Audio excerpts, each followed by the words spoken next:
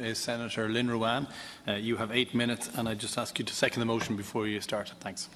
Thank you, Minister. I'd like to formally second the motion. It's a very important motion before us today, brought forward by our Green Party colleague, Senator O'Sullivan. It's a detailed and comprehensive motion that covers a wide range of issues and policy areas. But at its heart, this motion is about our stewardship of the Earth's oceans, the conservation of the rich environmental, social and economic benefits that we derive from them, and how to best go about the identification and designation of marine protected areas in consultation at all times and at every step of the way with local communities. I'll readily admit that the protection of our marine environment was not something I was well versed in when first elected, but as with many environmental issues, I've learned a lot from Senator O'Sullivan and her Green Party colleagues, and researching for this motion, it is very clear to me just how much of an emergency we are in. We need to act incredibly fast to meet our commitments under our EU and international obligations by 2020, as well as our own moral obligations to safeguard the rich heritage and biodiversity of our Irish waters. It will be tough but not impossible, and I hope that the Government can see this and are willing to act quickly as a result. We've already heard and are already aware of the importance of designating marine protected waters, so I'd like to focus more on the process of how we identify and designate MPAs, and in particular highlight research and advice on this motion from Dr Ruth Brennan, marine social scientist and former solicitor from Trinity Centre for Environmental Humanities and the Scottish Association for Marine Science, and fisherman Seamus Bonner of the Irish Islands Marine Resource Organisation. Their work underlines the importance of taking into account how ordinary people interact with their environment when designating and creating management plans for MPAs.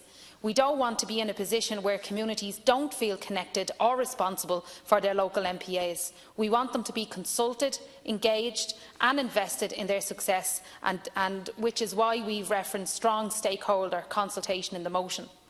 By taking time to engage communities in a discussion about MPAs, we can ensure that our MPAs can protect shipwrecks important to Irish history, spawning grounds for Ireland's unique abundance of blue whale and dolphin populations, or the rare geological features, the length and breadth of County Clare and the wild Atlantic Way, for which Ireland is famous.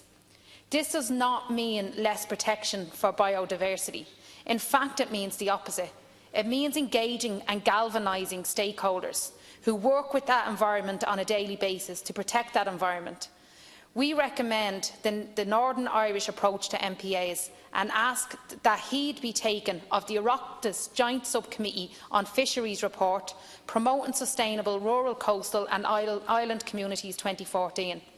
The report lists 29 recommendations across a range of sectors which will assist in the continued survival of coastal communities, which depend on our marine resources and their stewardship of the marine environment.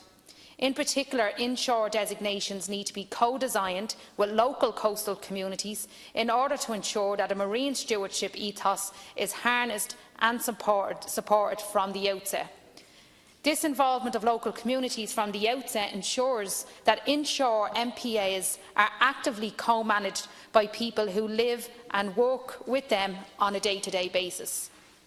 In particular, the government amendments in the counter motion this evening clearly use the language of economics alone when they are speaking of an ecosystem approach, for example, stating that the Irish coastal and marine environment have a high natural capital and provide valuable services.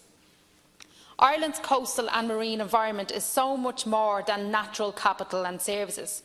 Concepts such as natural capital and ecosystem services reframe non-human nature in economic and financial terms alone, and this is too narrow when this is the only framing presented.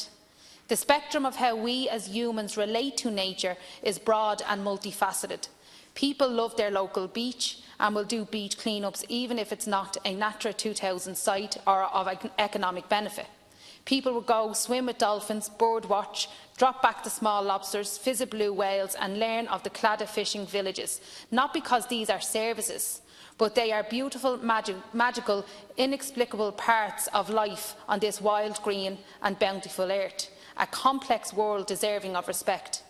The 1992 Convention on Biological Diversity, which Ireland is signed up to, uses the 12 principles, Malawi Principles, as the underpinning framework to guide the practical application of the ecosystem approach and provide it with meaning.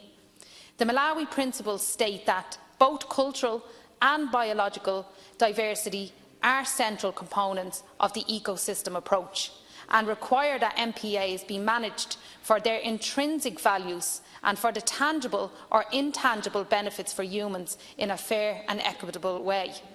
Framing the environment as providing services does not capture the intrinsic value of the marine environment, its intertwined biocultural diversity and, in particular, its intangible cultural heritage.